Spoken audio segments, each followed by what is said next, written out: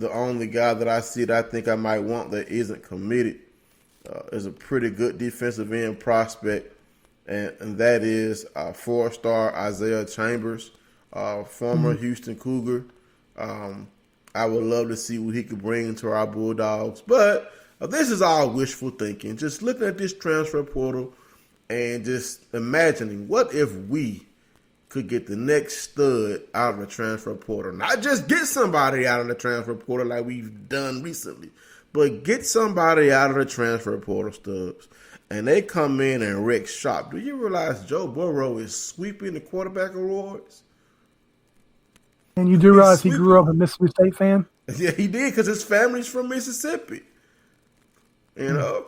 So, I mean, we need to find something, a mix of recruiting true freshmen, JUCO transfers, and transfer portal transfers. We need to do something, because the Blue Bloods don't need no help, but they getting help that we could be getting. You know what I'm saying? I mean, they don't need any help. They get 4 and 5-star guys, but they're getting the other teams 4 and 5-star guys who would sign to leave. But Burr was a 3-star who would have signed to leave, but he's been playing like a 5-star. So I just wanted to just dream about what players we could potentially get, and those high-rated players who are leaving their current programs, I would love to see them in maroon and white, but I know we're going to be limited on scholarships. This was just wishful thinking, because Christmas is around the corner, so, you know, we need to get some good presence of recruits and transfers to help us in year 3 under Joe Mo, because we need that offense to get better. You know, we need that offense to get a lot better. So we're going to take a quick commercial break, and when we come back, we're going to talk about why our Bulldog fans are going chicken little over the Lane train putting it into Oxford. We'll be right back after this quick commercial from Midtown Outfitters. Hey guys, let's talk about my first sponsor that's been with me since Jump, and that's Midtown Outfitters. If you're looking for the latest trendy Mississippi State gear, I highly suggest you go check out their store. If you can't make it into the Starkville area, check out their online store at midtownoutfitter.com. Tell them Jay Stubbs sent you.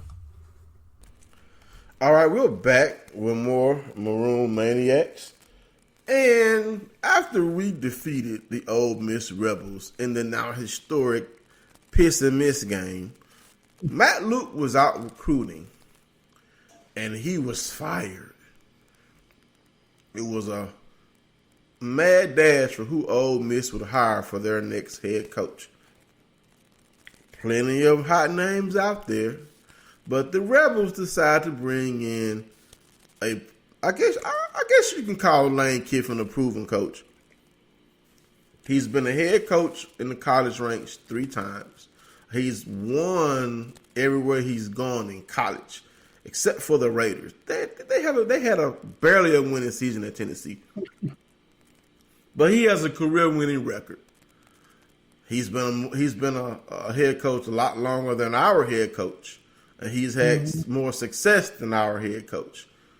Just took Florida FAU back to their conference championship game. Lane Kiffin, former USC offensive coordinator, son of Monty Kiffin, one of the greatest defensive coordinators of all time, is now the head coach of Ole Miss. What happened next? The maroon sky is falling. The maroon sky is falling. Going chicken little, afraid of Lane Kiffin. Now, don't get me wrong, Stubbs. Lane Kiffin is a good head coach.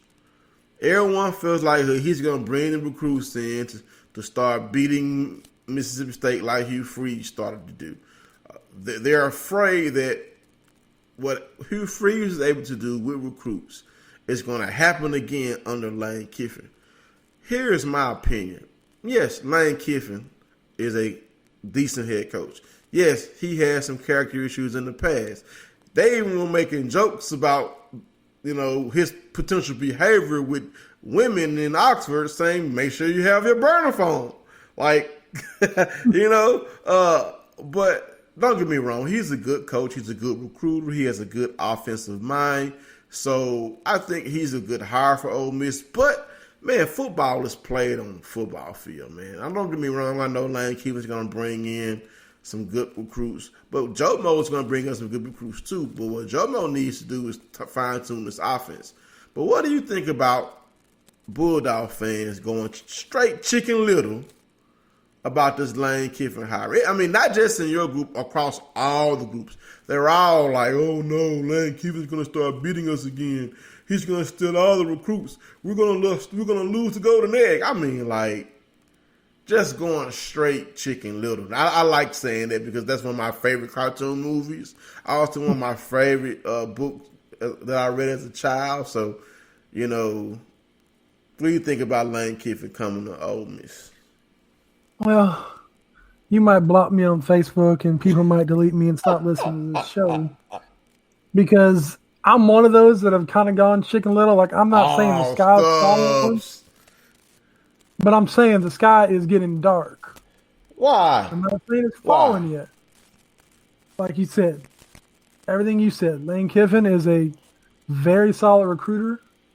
He's a very solid coach. He's taken – you can say what you want about the USC, how they fired him, but you got to realize Pete Carroll was basically a god there. And so they bring in Lane Kiffin. He leaves Tennessee after 1 year. Tennessee people can be salty as hell all they want, but USC was a better job at the time, and that's where you came from. So why not go back to USC where you've been, where you were good or great, and the hell with Tennessee. I mean, they haven't been anything relevant since Philip Fulmer, so I don't know. And then you get fired there on the tarmac. They let Coach Odron finish off the season. He goes 6-2, and then they bring in Clay Helton, and he has done shit for them in the last 2 years since he's been there. And they brought him back. They brought him back for another year. It's kind of like State. They're in the same situation. We'll bring him back because I guess it's no offense, Joe Mo, but it might be. Well, we just don't know who's out there that we really want. He goes down to Florida, Atlantic, or whatever, and I won't say dominates, but he does pretty well for a little bitty school down there. Of course, they did play like Oklahoma, and they got shattered earlier this year. But truthfully, it's all about the assistant coaches. It depends on who he brings in, what type of offense. Which I think they just hired the UCF offensive coordinator. And, we actually last week on the show, I kind of broke the news that Lane Kiffin was going to be the new head coach, that was the new run-in, and that he was going back between Ole Miss and Arkansas. Like I said, I'm worried about it. I personally like Lane Kiffin. My girlfriend will hate me for that. She wants to fight me for that because she doesn't like him. I guess I like him because he's arrogant, he's smirky, he's flashy, though. And he has a session of he wants to beat Nick Saban. Like, he wants to beat Saban more than he really cares about State right now. So this year, not really worried about the Egg Bowl. I mean, it is in Oxford. He does have a couple good talents if he can keep him in-house and in his recruiting classes. It just worries me that we might be losing ground in the next couple of years. It depends on how these recruiting wars go in the state of Mississippi and outside, They have more money to give. Not saying anything if that happens again. I don't know. We'll see what happens. I'm nervous. I'm not. I know the message boards are either there's more about Lane Kiffin on the message boards than there is about Mississippi State stuff going on right now. So. We're just going straight ape, man. Here's the thing. There were a lot of young head coaches out there that have been successful. You had Norvell at Memphis. You had Drinkowitz at Appalachian State. So anyone that they got was going to be a hot hire. All three of these guys have new jobs. They're all young, successful coaches. But Lane Kiffin has been a coach longer than any of them. Norvell, you see what he did at Memphis. He beat Ole Miss. You know what I'm saying? So Ole Miss wanted him, but I'm pretty sure they're happy. They got Lane Kiffin. They got the name guy. They hired the biggest name. Arkansas had to settle for an offensive line coach, a former offensive line coach for them from Georgia. No one wanted that job. I think Novell I don't ended know where up that at came Florida State. Drinkowitz, where did he end up? Where did he go? I can't think of that. I don't care. Missouri got a new coach. Yeah, I think that's Missouri. Yeah, that's Drinkowitz. I think he went to Missouri. So here's the thing: Joe Mo will be in year 3, and I just want to see some change in the offense. I think Joe Mo is a decent coach. He just needs to evolve. He needs to get better. Any coach, here's the thing. Listen to Ed Orgeron when he tells you he needed to change how he did things at Ole Miss when he was a head coach. If there's any coach who feels like they are perfect, that they shouldn't listen, they shouldn't change, they don't have to get better, then you don't need to be coaching, because you can get better at anything that you do. If Joe Mo can't look at this offense the past 2 years and see that there are some things that he needs to change, like I know he wants to stick with that set of wide receivers or whatever, or he wants to stick with a certain type of game plan. Man, it didn't work, man. Yeah, it worked in 6 games, yes, but this is a team that could have won 8, possibly 9 games. And you have to improve. I've never made a dime coaching football, but I'm not blind. I got 4 eyes. If I can see it, anybody on that coaching staff should be able to see that there needs to be some change in our offense. There needs to be some. I don't know how these players perform in practice or whatever, but all I know is we had 2 horses on that bench. One horse on that bench and running back in Nick Gibson, and we could have put both of them in the backfield at the same time. That would have been a nightmare for defenses. It would have been a nightmare. Then you got Malik Deer, back to his freshman form. Hardly utilized. Javonte Payton, hardly utilized. The Kansas State transfer, Zuber, hardly utilized. I mean, you have to use if you want to win a battle, man, you got to use your weapons, man. And we just haven't used them. And one thing about Lane Kiffin, he is going to use his weapons. So if Joe Mo wants to start 3-0 in Egg Bowls, he's going to have to come with it, because, Lane Kiffin's going to put an offense together.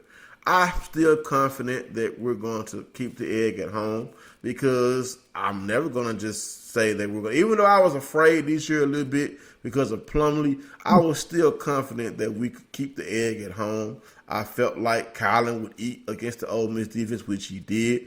You know what I'm saying? But, of course, I almost had that heart attack with that 4 for 24. Oh, boy. So maybe think about it. But here's the thing. Don't get me wrong. The SEC is the best conference in the nation in college football.